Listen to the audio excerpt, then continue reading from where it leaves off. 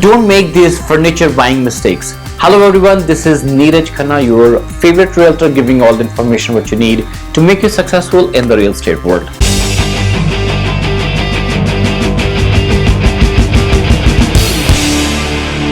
Furniture that can't fit through the door. Well, this is the most common mistake we have observed. It when people buy the furniture, they buy the furniture, it is so bulky, it's big, it's long that it can't get through the doors.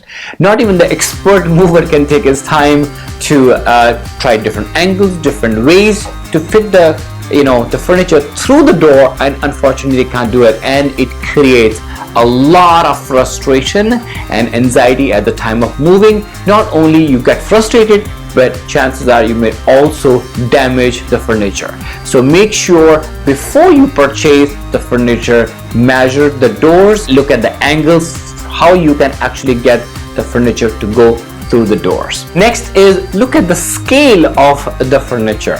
What does that mean? Also look at the whole area or the ambience of the place or the property, and then you buy the furniture which actually fits the whole ambience to enhance the beauty of the property. Not buying a big bulky, or sometimes it's too small or too thin of the furniture, and it actually does not fit at all. In other words, the furniture looks like a lost in the whole area, or sometimes it's overpowering the place. And mind you, you are not only having the trouble using the furniture, but you can't even move around like within the property without bumping into the furniture. So make sure measure up the area before you buying the furniture, what kind of furniture you want, and how does that gonna look. Next is look at the lifestyle. So you want to buy the property which actually fits your lifestyle. So if you have small kids at home, you want to avoid the furniture which actually can't weather if the kids are jumping on the couch or on the bed, and if your pets have with the sharp nails on it and actually can damage the property, or maybe have a sharp edges and you regret the purchase. You don't want to avoid completely.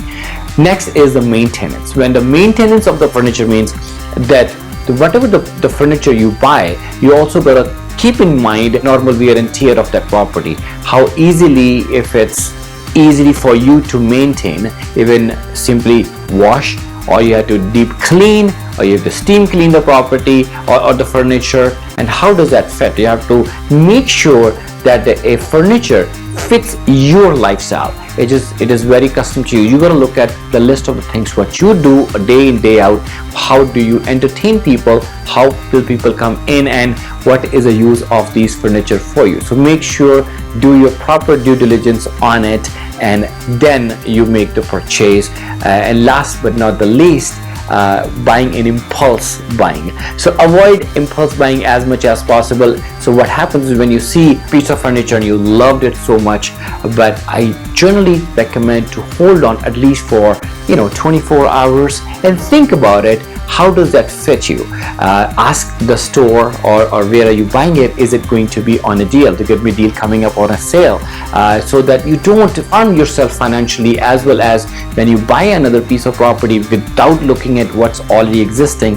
Sometimes it doesn't enhance, it doesn't blend in the whole the environment in your property. It doesn't fit the culture of the design what you put into your home. It doesn't fit there.